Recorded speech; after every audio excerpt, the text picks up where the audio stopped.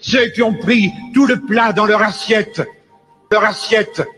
laissant les assiettes des autres vides, et qui, ayant tout, disent avec une bonne figure, une bonne conscience, nous, qui avons tout, on est pour la paix.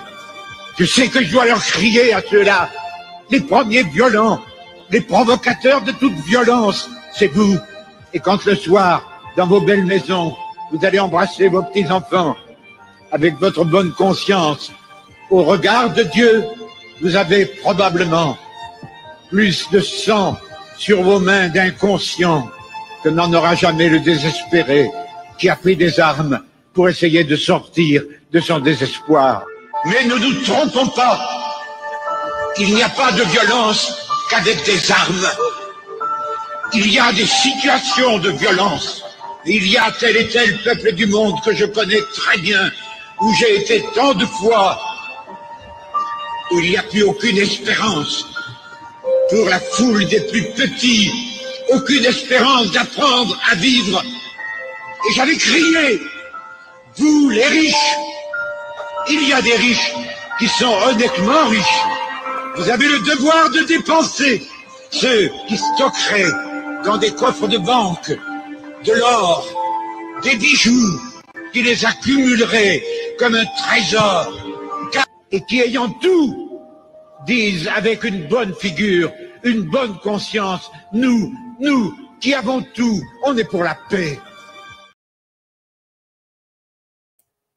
Bonjour à tous ceux qui vont arriver à regarder cette vidéo qui est très prudente. On est le 12 mars 2023. C'est pas normal ce qu'arrive à ce monsieur. Donc c'est un reportage, partagez-le, que tout le monde sache ce qui se passe. Merci à vous.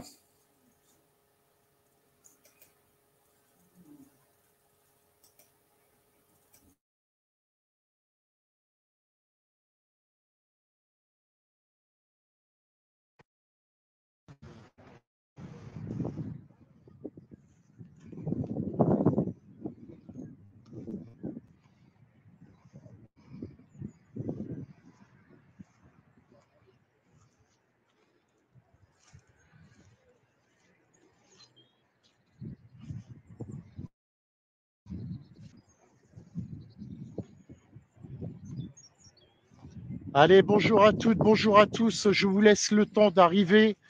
Voilà, premier live sur Vécu, sur la page Vécu. Je compte sur vos likes, je compte sur vos partages. Un grand merci à l'équipe de Vécu. Un grand merci à la modération. Voilà, je vous laisse admirer derrière moi. Hein. Je suis à Lannion chez Jean-Claude et vous allez halluciner. Franchement, vous allez halluciner. J'aime pas faire pleurer les gens, mais ce que je viens de voir, c'est juste déplorant, c'est juste fatigant, c'est juste épuisant, tout ce que vous voulez. Je comprends pas qu'à l'heure actuelle, il puisse y avoir des personnes qui vivent dans des conditions pareilles, de voir qu'il puisse y avoir autant de corruption, d'escroquerie ou tout ce que vous voulez. C'est un truc de malade. C'est vraiment un truc de malade. Si, je pense qu'il y en a qui sont déjà en week-end, qui terminent à midi. Je pense qu'il devrait y avoir beaucoup plus sur le live. Honnêtement, je compte sur vos likes, je compte sur vos partages. Partagez un maximum, inondez de partout. Allez, dans un premier temps, je vais vous montrer les conditions dans lesquelles je vais vous présenter Jean-Claude et je vais vous montrer les conditions dans lesquelles il vit.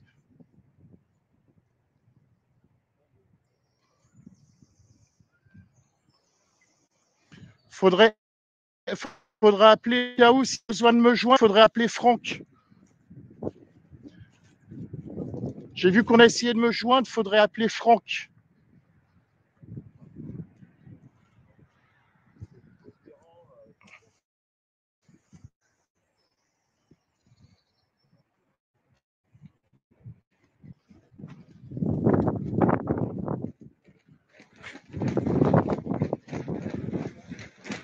Franck, surveille, on va peut-être t'appeler.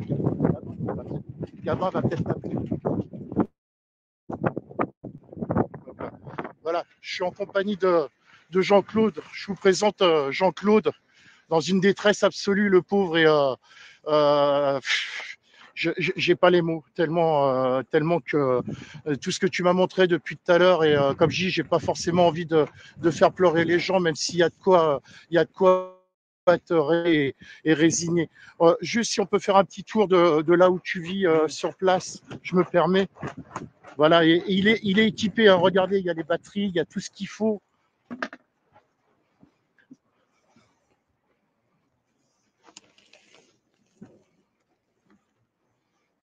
Allez, on va essayer de faire le tour du propriétaire, que vous puissiez voir. Je vais essayer de pas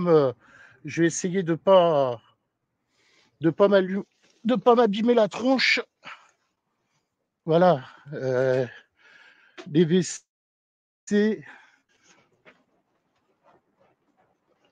En haut aussi, hein, il y a, voilà, je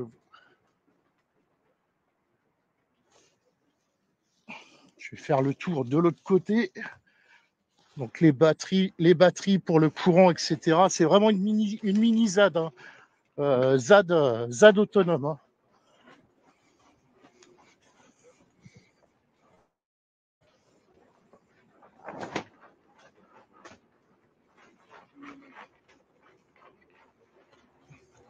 « 300 sur le live, franchement, merci beaucoup, merci à vous.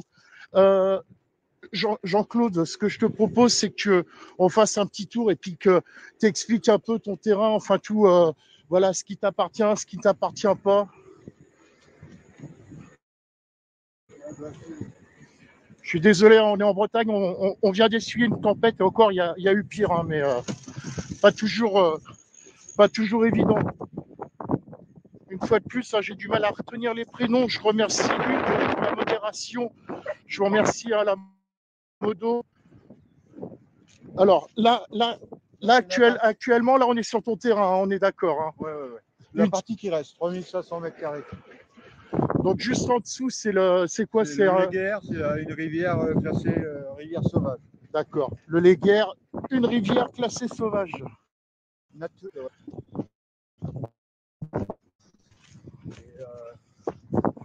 Donc ici, tout le terrain a été remblayé par les ordures de la décharge qui appartenait à la ville de Lannion auparavant et qui a été poussée sur le terrain de mon père. D'accord. Donc là, j'ai commencé à gratter sous les ronces et dans les déchets de construction déjà d'une construction qui avait déjà été construite illégalement en 1974, que maintenant on avait fait démolir. Et voilà. Donc ils ont mis tous les gravats et les tons sur le terrain en plusieurs endroits et après il reste tout un tas de choses des déchets inertes ou non inertes qui sont pénibles parce que quand on fait le jardin on en trouve à tout bout de champ, du styrène, amiante, et du plastique, etc., etc. Alors à savoir, j'en profite, hein, à voir qu'en MP, vous aurez possibilité, le but là, c'est de trouver un avocat qui est digne de ce nom. A priori, on aurait sûrement quelqu'un sous la main, mais voilà. Et du coup, si vous voulez aider pour les frais d'avocat, aider, voilà, il y a son RIB qui va être, on pourra vous partager son RIB en MP. Donc n'hésitez surtout pas. Enfin, je vous dis, hein, moi je suis outré, je suis lisé, écœuré, blasé, tout ce que vous voulez. Donc, regardez déjà là, toute la partie bitumée. Donc, on est d'accord, Jean-Claude, que normalement, ça ne devrait pas être bitumé. Là, voilà. Là, on est sur ton terrain. Avant, la route était plus haut. Et attention. Plus à droite. Alors, attends, vas-y, redirai ça. Et la route était au-dessus. Et ils ont décaissé la terre. C'était des prairies en pente naturelle. Pour faire une nouvelle route qui a pris à peu près 500 mètres carrés de terrain, aux expropriations. Voilà. Et c'est pas parler fort. Oui, non, pas de souci. Voilà, donc ça a été régularisé par le administratif non plus. Et je suis toujours en bagarre avec la commune de Ploubert qui bénéficie du soutien de la commune voisine de la Lannion, qui est une société nautique qui ennuie ma famille depuis 50 ans. Donc ton terrain à peu près vu d'ici, poteau en bois là-bas. D'accord, donc il y a à peu près 150 mètres de long jusqu'à celui-là, juste derrière Le là-bas. poteau jumelé en bois là. Celui qui est en bois sur la droite, je ne sais pas Voilà, si vous le c'est un voyez poteau bien. télécom. Poteau télécom. Voilà. Et donc, ça s'éboule régulièrement parce que forcément ça n'a pas été, c'était pas naturel. Avant c'était une voie de char pour les qui rejoignait un petit hameau qui s'appelle Le Pré là au fond. d'ailleurs, t'expliquer aussi l'histoire de la fontaine, si tu peux en dire un mot. Ah oui, justement alors il par y avait rapport une à ça. fontaine, évidemment, il y avait une fontaine qui s'appelait la fontaine Saint-Christophe, qui était un monument patrimonial, et qui a été donc dont le statue en granit de Saint-Christophe a disparu, et la fontaine est détruite par les gravats qui ont été jetés dessus. Et donc l'accès à la fontaine est maintenant impossible puisqu'il est recouvert de la décharge qu'ils ont poussée à partir de l'année 68. Réhabilité, qui était situé d'abord sur un terrain qui appartenait à la commune de Lannion, et qui a été la réhabilitation s'est faite de façon illégale puisqu'ils ont poussé. Donc on voit très bien sur certaines photos aériennes de l'époque qu'ils ont absolument tout recouvert pour cette terre qu'ils ont prélevée. Je vous laisse admirer. Hein, voilà. Donc maintenant, ça s'éboule régulièrement. Et il arrive même de me faire porter le chapeau comme si c'était de ma faute. Voilà, donc, quand il y a des éboulements, ça serait la faute de Jean-Claude aussi. Ça serait de sa faute. Donc, je vous redis une fois de plus, hein, on va aider Jean-Claude de sortir de cette via, si vous voulez aider, il y a son RIB qui est accessible en MP, n'hésitez surtout pas. Le but de la manœuvre, c'est de lui trouver un avocat digne de ce nom, et voilà. Et vraiment sur vos lives de partage, pardon, excuse-moi. Vous voyez l'inscription par le géomètre d'une borne de cadastre, et en fait, donc il reste une partie qui rentre pas dans l'expropriation. Le juge de l'expropriation m'a dit textuellement que je lui ai dit que c'était pas grave parce que ça changeait rien à la surface d'expropriation, mais il n'a pas voulu prendre en compte le fait que la route était sur la propriété encore. Donc ce qui fait qu'actuellement il reste encore toute une zone qu'ils n'ont pas pu nettoyer. Mon expulsion lundi, puisque je leur interdis. Donc j'ai conservé ma boîte aux lettres.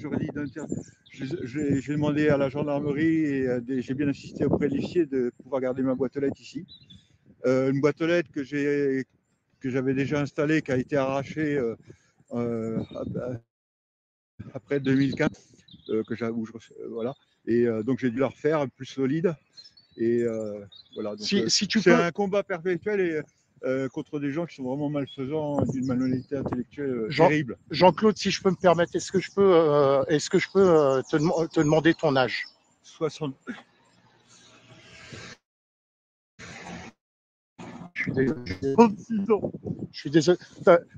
Jean-Claude, honnêtement, on va t'aider. Je te promets qu'on va t'aider. On va t'aider, Jean-Claude. Merci. On va t'aider. On va faire tout ce qu'il peut. On va t'aider. On va t'aider. Là c'est la fin de la propriété. Ici, vous voyez, j'avais mis les pneus. Donc là, voilà, la fin de la propriété arrive. Donc regardez bien quand je lève les images. Vous voyez, on va aller voir. Hein, mais de là jusqu'à là, tout ça a tout été construit dans l'irrégularité. L'irrégularité absolue. Ça vient le point de limite de propriété, le carré, quoi. Voilà. Le point de limite de la propriété. Voilà. Enfin, qui est approximatif à que j'ai fait une lunette qu'on m'avait. Et tout ça pour faire ça, hein. Tout ça pour ça. Hein. Voilà. Alors qu'ils avaient du terrain à côté pour faire leur hangar. Ils ont plusieurs milliers de mètres carrés et ils ont préféré les faire chez nous parce qu'ils veulent ce terrain sur lequel ils veulent gentrifier et faire des circuits de randonnée et tout ça, mais sans expulser, sans avoir préempté au préalable. Et ça fait 50 ans que ça dure. Et à qui tu as eu affaire au départ? Donc, J'ai affaire au maire de Lannion, mais après, avec le scandale qu'il y a eu, il a démissionné en disant que c'était pour raison de santé. Il s'appelait Christian Marquet. Et la personne la plus impliqué, c'est l'ancien président du club qui s'appelle Christian Huneau, qui a aussi lâché la politique suite à mes actions, mais Mais bon, ce sont vraiment des gens. On est vraiment en plein cœur d'une corruption absolue de personnes véreuses, si on peut se permettre. Ah oui, c'est corruption légalisée par la préfecture, quoi. C'est-à-dire que la préfecture continue à soutenir ces gens-là. Et donc, quand je les vois ensemble au 14 juillet devant le monument aux morts, j'ai honte, quoi. Parce que mon pays, c'est plus ça, quoi. Je suis vraiment désolé parce que c'est pas top de montrer comme ça, de se servir de la détresse, et je le comprends, je le laisse un peu tranquille, hein. De toute façon, il m'a montré, je vais continuer de vous montrer, mais je suis désolé, cette personne-là, ça pourrait être, alors peut-être pas mon père, mais pas loin, ça pourrait être mon grand frère, ça pourrait être votre père. Voilà, je trouve dans la détresse dans laquelle il est.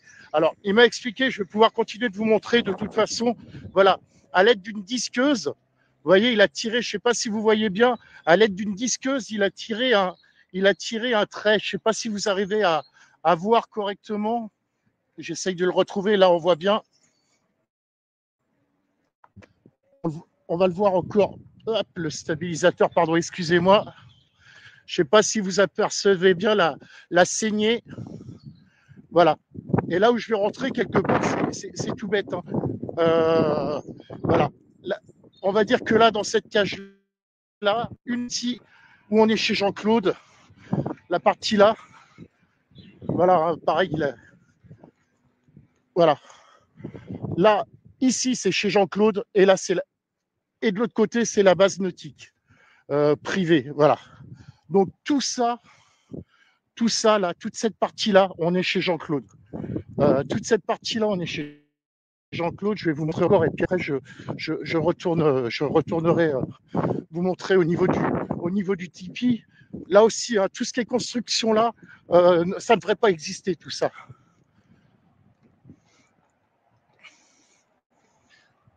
Tout ça, ça ne devrait pas exister. On va descendre un petit peu, vous voyez. Hop. Donc même pour accéder, ils ont tout fait en sorte qu'ils galèrent pour accéder à son tipi ou autre. Enfin voilà, c'est le pot de lait contre le pot de fer en fait, hein.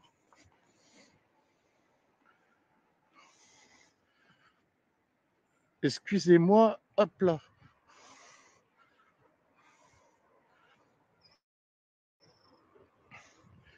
Et puis, ouais, voilà, ça vous donne une idée. On va continuer de descendre. Je vais essayer de ne pas me casser la margoulette. Voilà. Tout ça pour ça, en fait, hein. Tout ça pour ça. Et je pense que la limite, elle est à peu près à quelque chose près. Elle doit être juste là.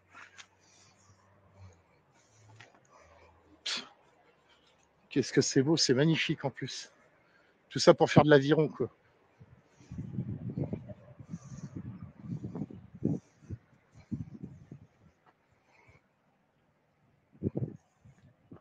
De quoi ça fonctionne pas?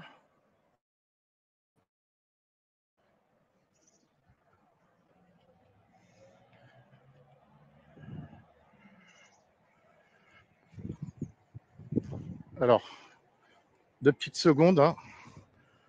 De toute façon, vous pourrez toujours regarder le live en replay.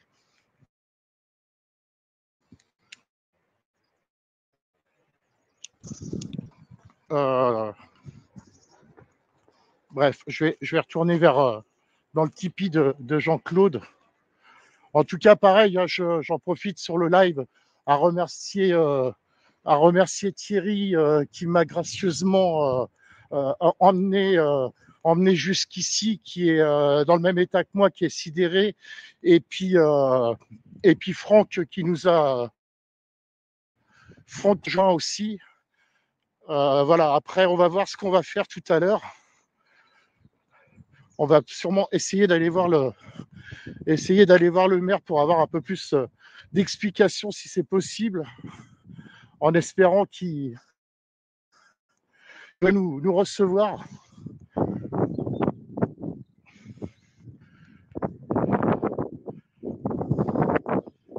on vous fera voir l'avis de, désolé pour la netteté, on vous fera voir aussi l'avis d'expulsion, où il y a un vice de procédure sur l'avis d'expulsion.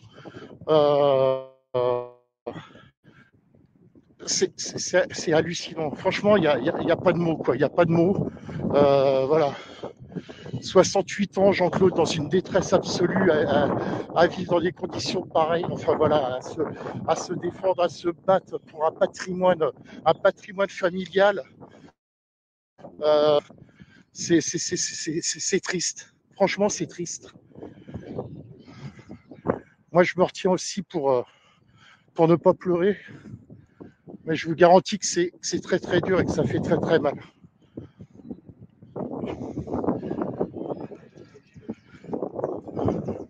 J'en profite pour saluer aussi parce qu'on est avec je suis en direct sur Vécu, mais c'est podcasté aussi sur la page Live Solo. Ne soyez pas surpris, ceux qui ont l'habitude de me suivre sur Live Solo, voilà, partenariat avec Gabin, mais peu importe, ça, le sujet, il est même pas là. On s'en tape complet. Ça a aucune importance. Donc on va retourner dedans.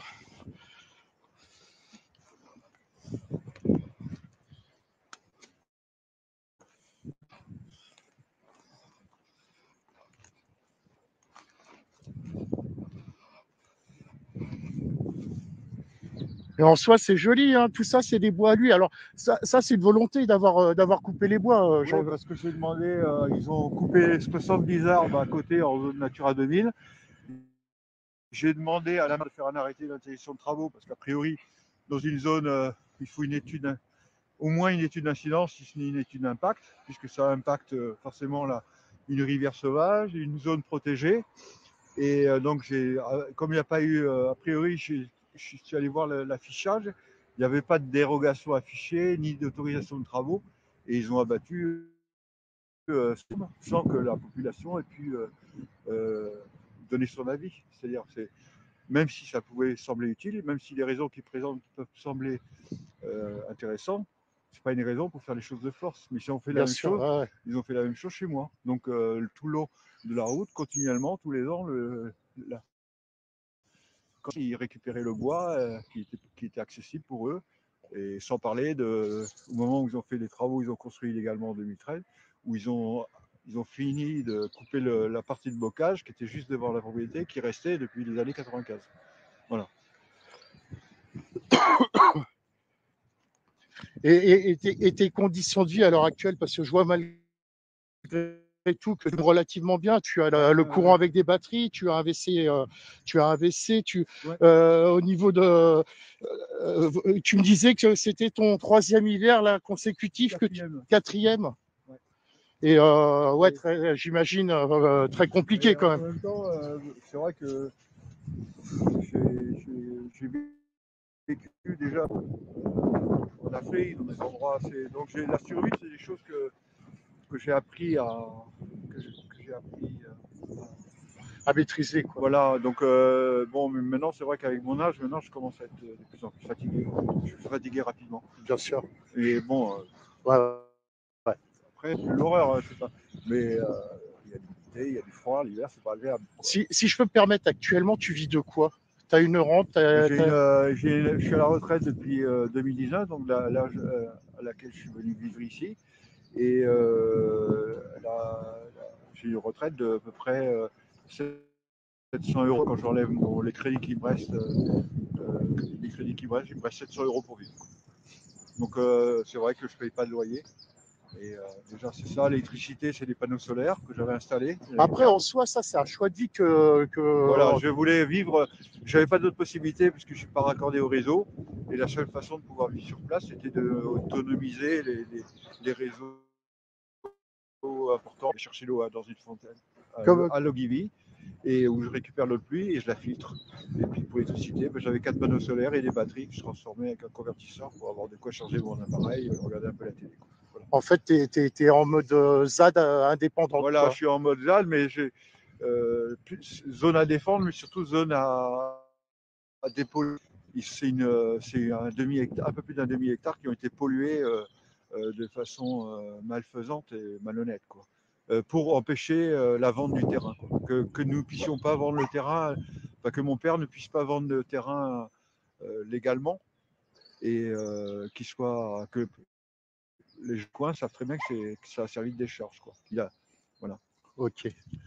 Et puis je veux dire, on va finir dans la. Et puis on va finir dans le Tipeee. Jean-Claude nous fera voir déjà dans un premier temps l'avis d'expulsion. Éventuellement voir quelles personnes qui sont concernées et qu'il faut aller voir. Normalement, il y avait un gars hier qui a contacté Gabin, enfin quelqu'un qui connaissait un avocat, je ne sais plus exactement, mais théoriquement, on devrait avoir affaire à un gros barreau d'avocats bretons, et ça, c'est bénef. Hop là, donc je vous remonte un peu l'intérieur, voilà. Jean-Claude, 68, c'est ça, 66 ouais. 66 ans, voilà. Donc au-dessus, tu m'as dit que tu avais fait quoi au-dessus sur la partie étage? Un petit étage, je vais ranger mes affaires, les choses qui craignent vraiment l'humidité, quoi. J'essaie de retrouver la. L'avis d'expulsion, il a été remis dans l'enveloppe. Ouais, mais ça, c'est à une époque un procès-verbal de délimitation qui a été fait dans les années en 74. Voilà. Où on voit le premier bâtiment de 74 qui a dû être démoli à la demande de ma tante. Et vous voyez qu'il empiétait largement sur le terrain. Les deux parcelles qui appartenaient à mon père, c'est la A34 et A35. Et ça, ce bâtiment, c'est le bâtiment dont les déchets dans le terrain, quoi, qui étaient ensevelis sous les ronces et la terre. Voilà. Et il y avait bien eu une délimitation de procès-verbal. Oui, là, ils avaient toute cette partie-là empiété sur le terrain des héritiers Pires. Alors,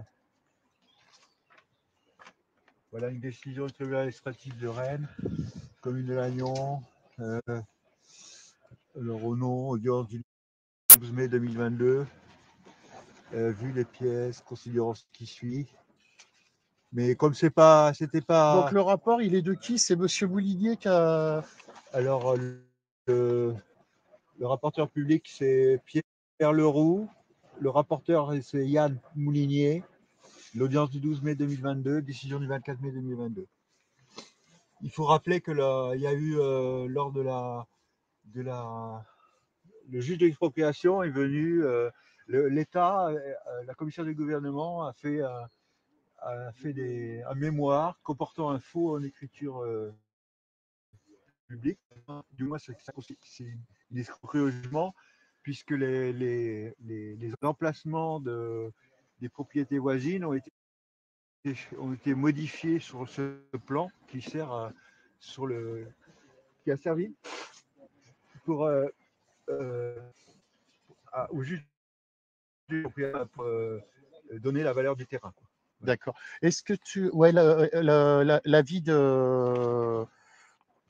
Il y a des documents que je n'ai pas eu parce que je m'appelle Jean-Claude Pires et je ne m'appelle pas Jean Pires. Jean Pires était mon père. Donc il y a une erreur civile. Et donc je considérais que, puisqu'on est jugé au nom du peuple français et qu'on doit être clairement comment dire, on appelle ça la reconnaissance, on a droit à une identité, quoi. Oui, bien sûr. Être clairement identifié. J'allais plus chercher parce qu'il a demandé pour que l'expropriation se fasse. Oui, parce que le recommandé ne s'adressait pas à Jean-Claude Pires, voilà, mais s'adressait à Jean Pires. Voilà, ouais. Donc toi, tu ne te sentais pas du tout concerné, voilà, finalement. Et puis, comme je n'ai pas eu tous les papiers qui précèdent une expropriation, puisque c'était au nom de Jean Pires et que les huissiers qui passaient ne me le remettaient pas, parce que moi, je m'appelais Jean-Claude, je n'ai pas eu tous les documents nécessaires à ma défense. Voilà. Bien sûr. Et ils ont, voilà. Donc, et juste, ce qui fait que maintenant, j'ai des documents d'identité à deux noms. D'accord. Donc, depuis les années 2000, ils ont supprimé le trait d'union entre Jean et Claude. Et si tu peux me remontrer l'avis d'expulsion, on l'avait remis dans l'enveloppe tout à l'heure. Et là, vous allez voir, c'est la cerise sur le pont. Voilà. Noir sur blanc, hein, les amis, je vous le dis quand même. Alors que rien que je vais mettre mon doigt dessus, rien que ça, normalement, ça devrait être en couleur. C'est du noir sur blanc, c'est tout du noir sur blanc. Tout du noir sur blanc. Voilà, Jean Pérez, alors que c'est Jean-Claude Pérez. Voilà. Pour moi, il n'y a rien d'original du tout dans ces papiers. Pour moi, c'est de la copie sur de la copie, tout ce que vous voulez, sous préfecture dans le 7 janvier 2023. Et donc, voilà. Je vous laisse prendre le thé.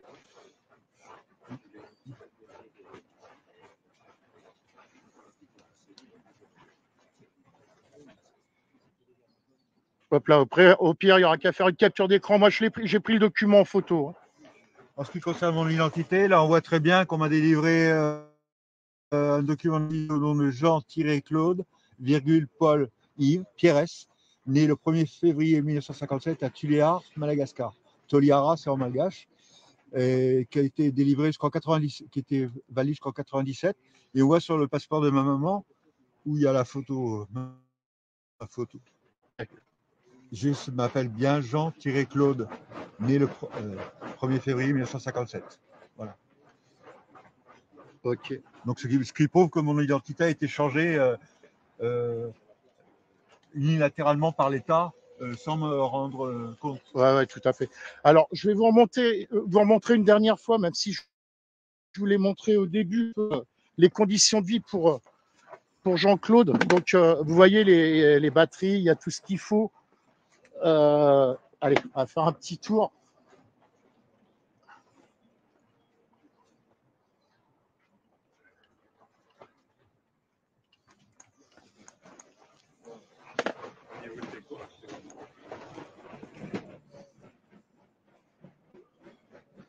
Voilà, c'est quand même hallucinant. Le poids, là. Les WC. Et voilà. Alors, là, je vous demande 2 petites secondes.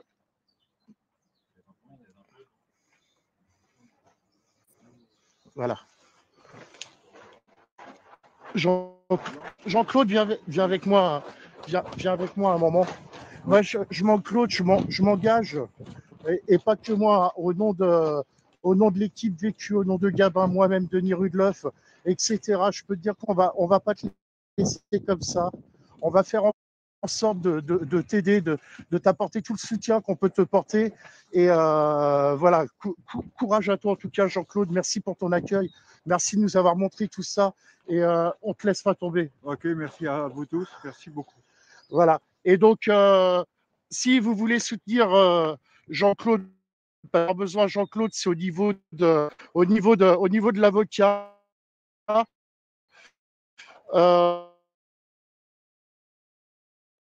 N'hésitez pas à aller remettre une partance. Celui avocat qui puisse au moins payer les frais dignes de ce nom et qui puisse se sauver de tout ça. Honnêtement, je compte vraiment sur vous.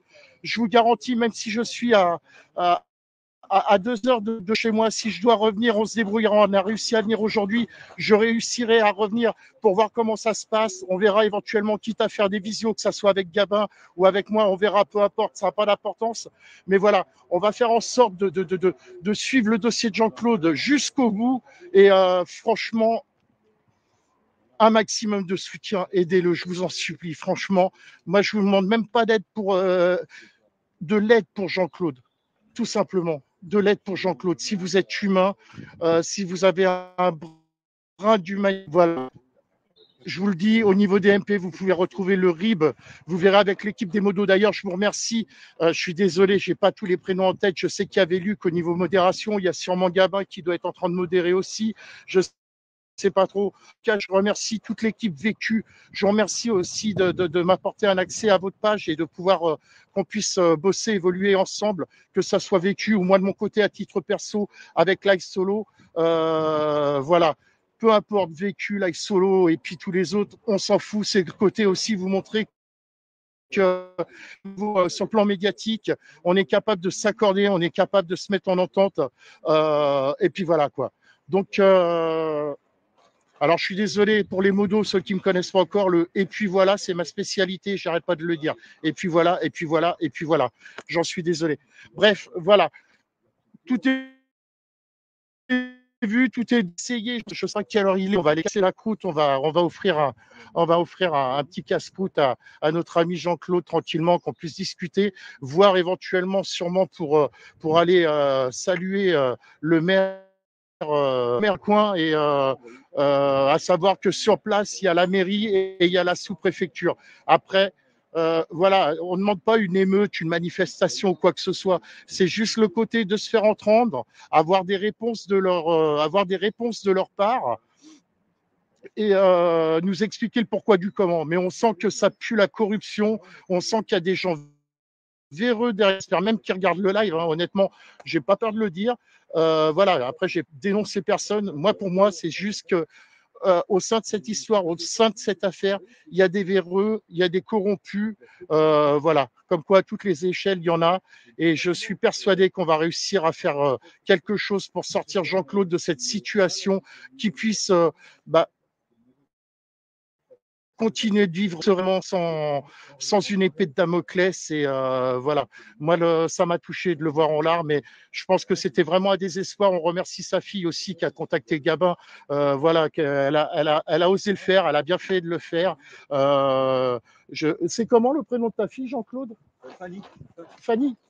Fanny, ouais. Fanny, on te remercie en tête, Gabin, d'avoir contacté Vécu. Un grand merci à toi et promis, même moi de mon côté, et je sais qu'il y a la promesse de Vécu derrière, on va aider Jean-Claude jusqu'au bout, on va le suivre jusqu'au bout, on va lui trouver un avocat digne de ce nom. A priori, je pense qu'on a trouvé un cabinet d'avocats digne de ce nom en Bretagne.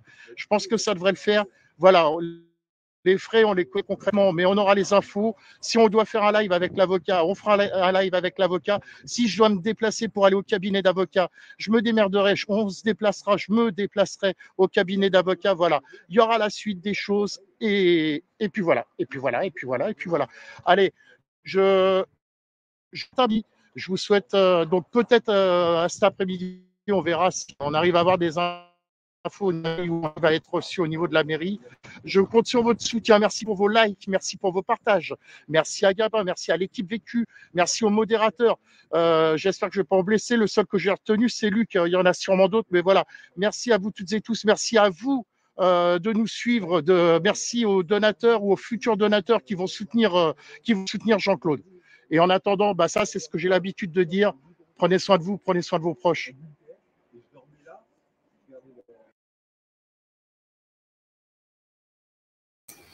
Donc voilà, un petit reportage sur Jean-Claude. Partagez-le pour que tout le monde le sache comment ça se passe en France. Allez, bonne journée à vous.